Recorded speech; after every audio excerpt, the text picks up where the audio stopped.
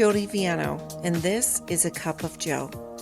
As a 50-something, multi-passionate woman, mom, author, and professional psychic, I have a lot to say about a lot of things. I may not have all the answers, or even half of the answers, but I can offer a perspective and maybe some insight that will help you along your way, or at the very least, entertain you.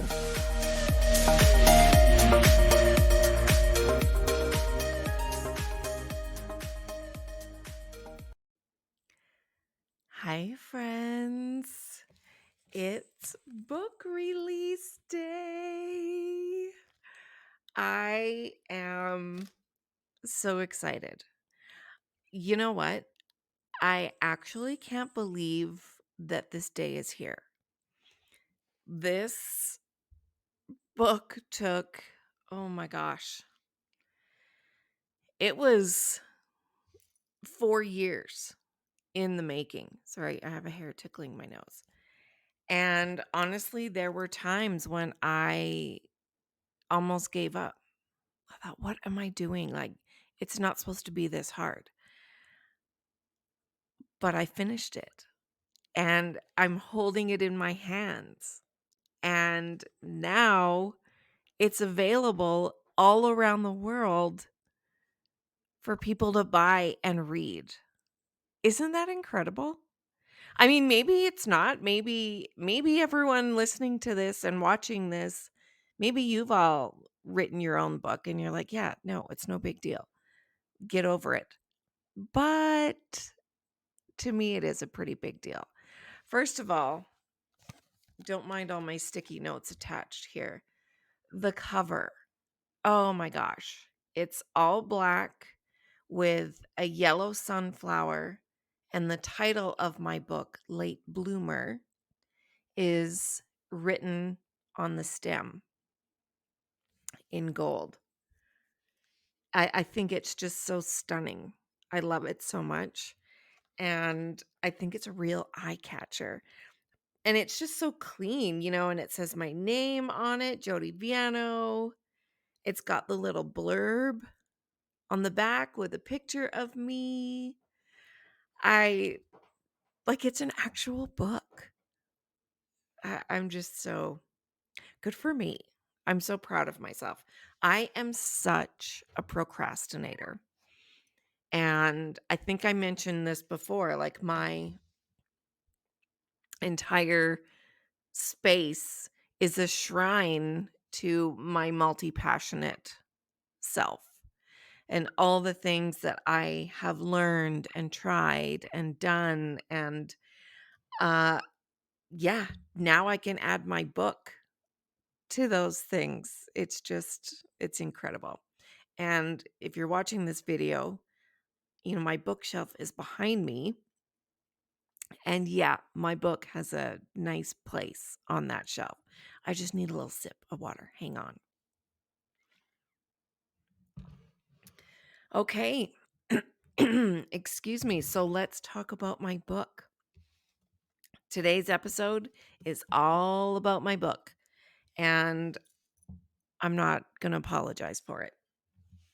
So what a lot of people ask me when I first announced that I wrote a book, a lot of people would ask me, what made you want to do this? I have always loved writing. I've always loved the written word. I just think it's magical. I've always been just so enamored with the way that spacing and punctuation and font can literally impact the mood and the way that we read a sentence in our heads. It totally can change the cadence of what we're reading and the natural rhythm of it. And I've just always loved it. I've always loved, writing poetry or short stories.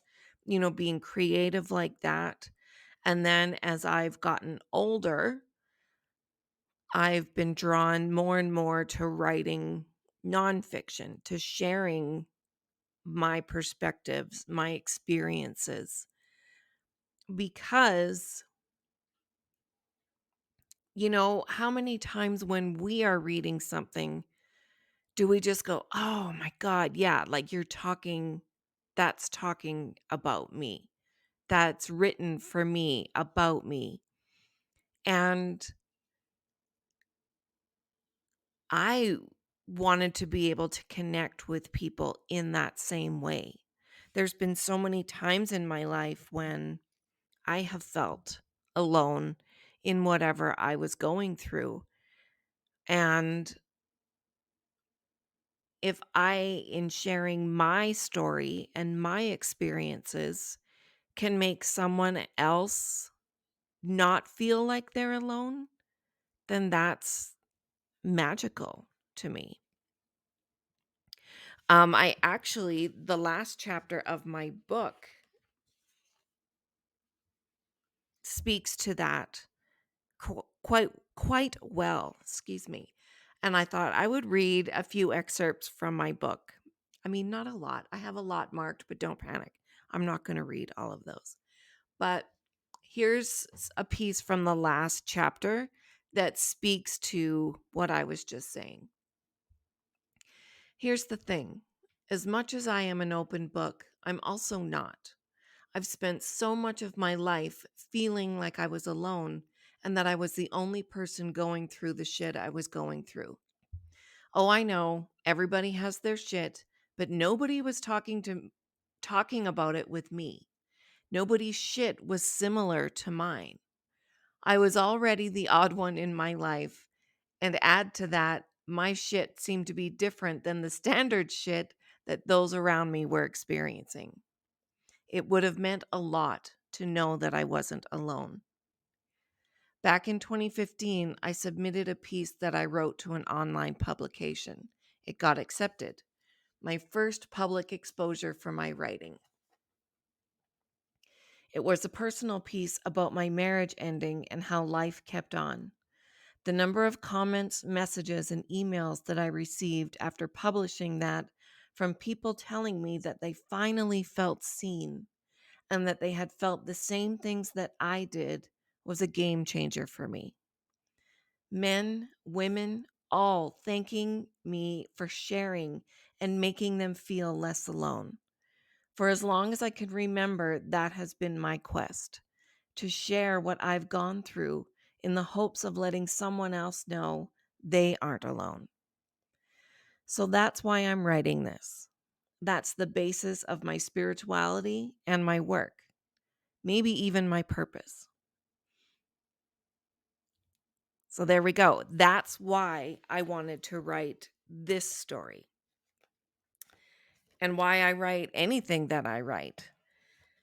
The next question that I get, sorry, I need another sip of water. The next question that I get is, how did this come about? And, like I said, I've always loved writing. And I mean, it's always been a dream of mine to one day write a book, but never something that I actually put any stock in. And then one day I was in the shower and I heard my spirit guides, clear as day, say to me, "You need to write a book, and here's the title." And it was just so clear. It didn't leave me any doubt. But because I am a doubter and I do need to be smacked on the head with a frying pan a lot of times, I said to Spirit right then, I said, "Okay, if this is what I'm supposed to do, then I need that message 3 times." So the one in the shower was the first one. Show me it, that same message that I'm supposed to write a book 2 more times and I will write a book. And sure enough, I received that message very clearly 2 more times. I think it was in the next 1 or 2 weeks that I received, the next 2 confirmations. The first time I was watching a friend of mine, um, do a tarot reading, and she was reading Pisces, which is my sign, and, she said right in it, she said, "I think someone watching this is supposed to write a book." And I burst out laughing. I was like, "Oh my god, okay. Thanks, spirit, I get it. Okay, one more time, and then I'll believe you. I'll do this." And then it was a few days later, I received an email from some mailing list that I had subscribed to. And in the subject line, it said, "Do you have a book in you?" And I was like, "Okay, got it. I got it. I hear you loud and clear." And so I started. I took it seriously. I listened, and I took the steps that day to start writing my book. And that was the end of I think that was the end of 2018 or maybe the beginning of 2019. And I started writing, I started sitting down and writing my book in 2019, the beginning of 2019. And I knew I wanted it to be about how my life had changed and how I had become more aware of me since the ending of my marriage. So the book ends up covering a span of a decade from when my marriage ended to 10 years later. And it talks about, oh my gosh, all the crazy things that happen when your marriage ends, when a big relationship, when a big part of your life and how you've defined yourself for a long time, how life changes when that's gone. And even though the specifics of my story are, exclusive to me, the underlying feeling and messages of the experiences, I think many people can relate to, men and women. And so it is my hope in this book that people who read it do see themselves, you know, in the underlying messages of the different stories, and that they feel less alone, that they feel like, wow, okay, I thought I was the only one who felt that way. And instead of that and feeling like they were alone and nobody understands them, that they can then go, wow, okay, I'm not alone. There are people out there that feel just like I do and that went through things just like I did. And I mean, it's a lot can happen in 10 years. A lot did happen in 10 years. There, I talk about everything from my first introduction to online dating to uh you know the relationships that I had, the first relationships outside of my marriage. Um, I talk about my relationship with my inner child. I talk about my relationship with my children and how we grew through this together. At in 2019 I went through open heart surgery. I talk about that and how that impacted my life. And then I talk a little bit about my spiritual self. People might be surprised. People who know me professionally might be surprised at how little my spirituality is talked about in this book. It's not a book about spirituality. It's not a how to, it's not a spiritual handbook of sorts. God knows there's enough of those out there. This is this is just a real book about real life. Um I was nervous writing it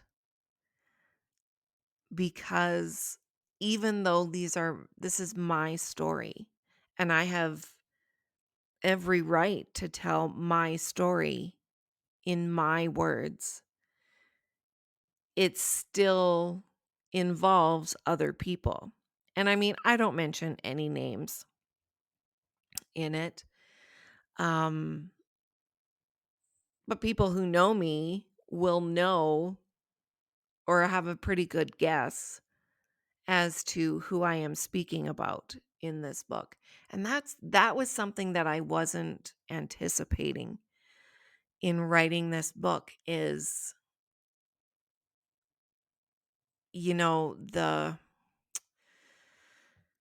there's that line that you have to walk in between speaking your truth, speaking my truth, and being mindful of the feelings of the other people. I marked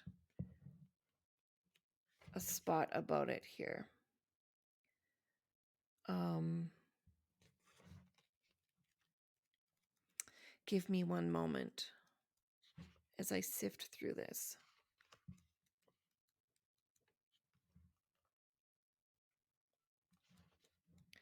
I talk a lot about love. I love love.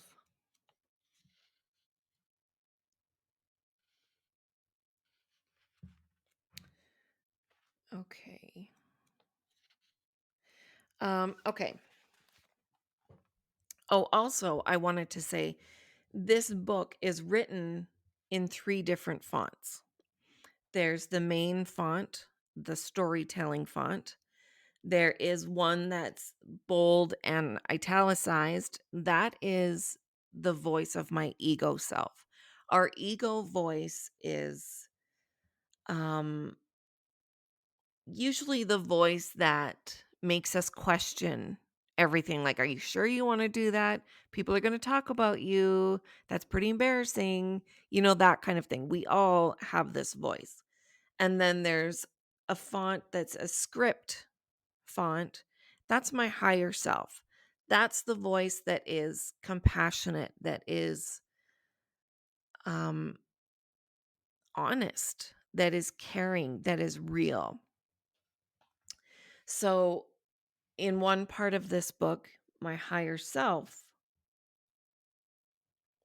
actually, I'm going to read the part, my ego voice first. This is at the end of a chapter where I'm talking about my own divorce and how it just brought back so much for me of my parents' divorce and how that impacted how I navigated through that with my own children. So in my ego self font, I say, wow, That was a lot. I knew you were carrying that still, but I don't think I knew how heavy it was. For what it's worth, I'm proud of you. You've been so afraid of hurting people with this, but this is your story. This is your truth. You're allowed to tell it. Think of the people who could be encouraged to share theirs after reading this. Well, I hope that at least someone is.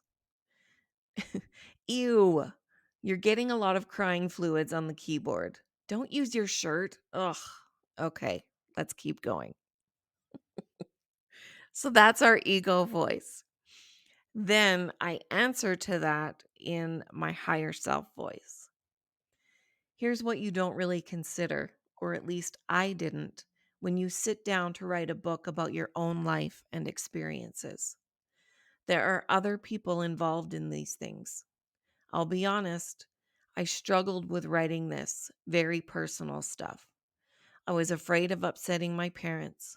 It took me a long time to see that in doing that, I was minimizing my own feelings, censoring my own story for the comfort of someone else. For everyone reading this, if you made it this far, your feelings matter. You are allowed to tell your story, period. And that's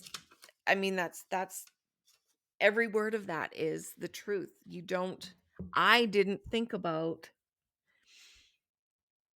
that part of it until I was in it, until I was writing it. And I was like, God, this is my story. This is important to me and an important part of how I got to be this version of me now. How do I tell this and not and honor everybody else? And honestly, it gets to a point where you have to honor yourself first. We are allowed to tell our story. It doesn't mean, and of course there are books that are tell-alls that name names and all that. That's neither more right or more wrong, but that's that person's story and the way that they feel compelled to tell it. And once I came to terms with that and gave myself permission for that, then it became easier for me to navigate how I was going to share my stories and my experiences throughout the book. So that was an interesting part of it. And also the part where my ego self is saying, ew, you're getting crying fluids on the keyboard. Listen, there were many times when I was writing this book that I was just sobbing, that I was ugly crying. There was a lot, putting things into words and down on to paper or on the screen, whatever, really, you're really sitting in it when you're doing that. And it brings up all kinds of feelings. There were times when I laughed out loud. There were times when I literally had to stop because I was crying so hard. There are still parts of the book I've read it, between proofreading and editing and everything. I have read this book so many times, and there are still parts of it where I cry when I read it, and I lived it. So it's an interesting, like, I didn't think about that part of it when I sat down to write a book. I didn't consider, because I thought, well, I guess I felt like it was going to be more clinical and I would just be like being matter of fact about it. But I am very emotional and emotive in my writing. I like to paint a picture with my words. That's part of what I was saying at the beginning. That's why I love words so much and the written words so much, is because we can paint a picture. So, yeah, I also didn't anticipate the emotion that I would go through as I was writing this. And it's also a lot of, stepping into the past, stepping into moments that, you don't regularly step into anymore, because this is, 10 years ago, 12 years ago. And I don't spend a lot of time going back to that moment in time. And when you're writing, that's literally what you have to do. You have to put yourself in that moment and relive it. And I don't know. It was naive of me to not even consider that part of it. But it was also really cathartic and healing. And it allowed me to give those moments a lot of grace. And it gave, there's something really healing about taking control of the narrative of certain parts of your life, literally, and choosing the right words and going back over and reading them and thinking, no, I don't like that tone, that sounds a little too angry, or that sounds a little judgy, or no, I'm not being honest enough with that. And it was really therapeutic and cathartic working through a lot of it. And there was a lot, I wrote it and then I went back and I rewrote it. I started this book 4 different times, exploring with different voices and different tones, different perspectives, until this was the first one that I tried, and then I ended up back at this one. This tone, this, I don't know, the style, I guess. Um and when you write it and then you go back and read it, and then maybe you rewrite it and you reread it, it gives you a lot of opportunity to work through those feelings that maybe you didn't work through when you were going through them in real time. So, yeah, this book was really unexpected in a lot of ways to me. The the healing, the understanding, the perspective. I didn't expect all of that. And I still think that every time I read it, I learn something new about myself or the experience. And so it's done and it's out in the world. And I'm nervous. I've always been scared of being judged. I have a huge fear of rejection, but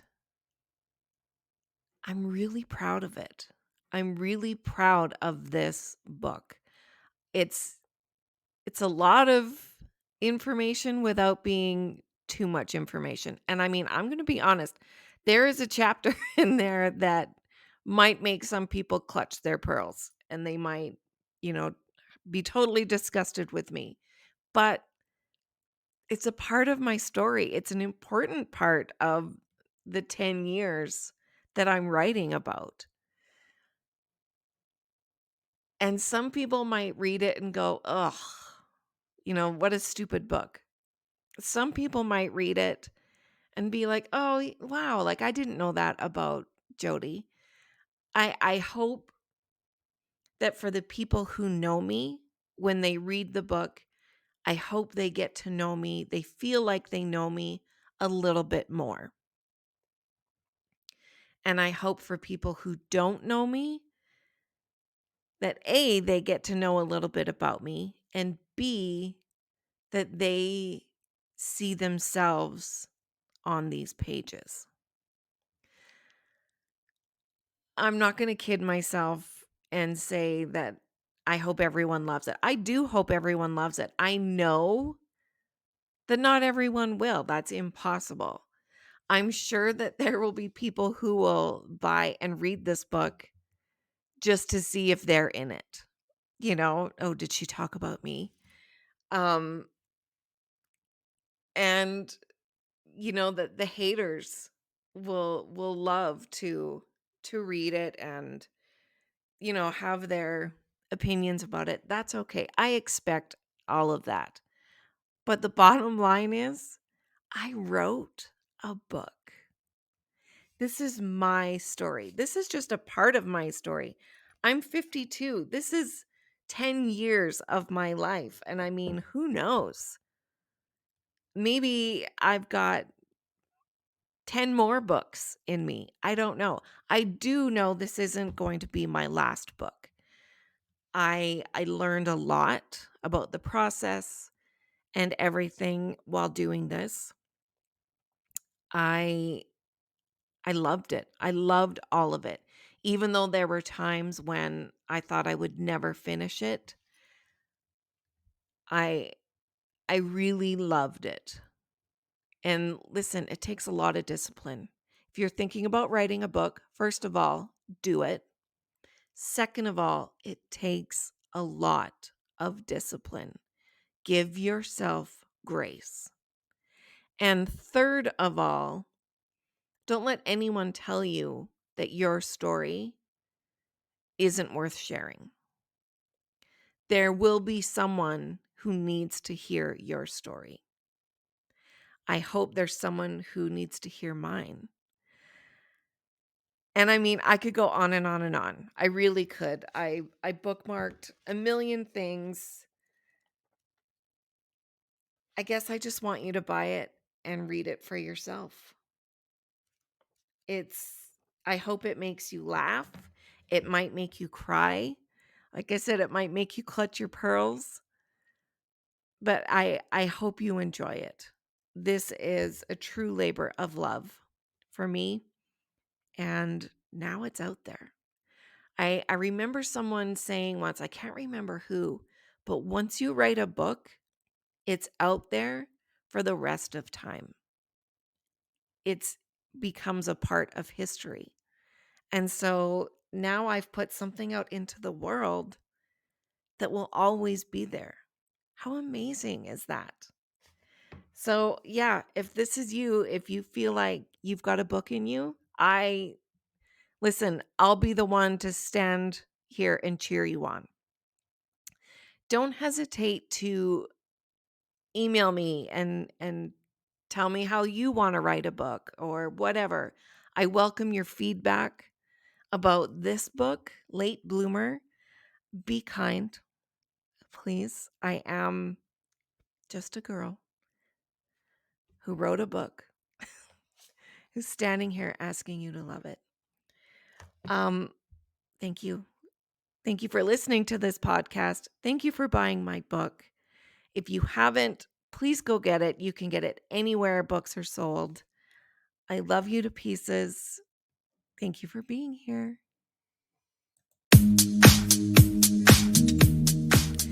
Thanks for listening. Be sure to check out my website at spiritualcoffee.ca, and you can also find me on Instagram and Facebook.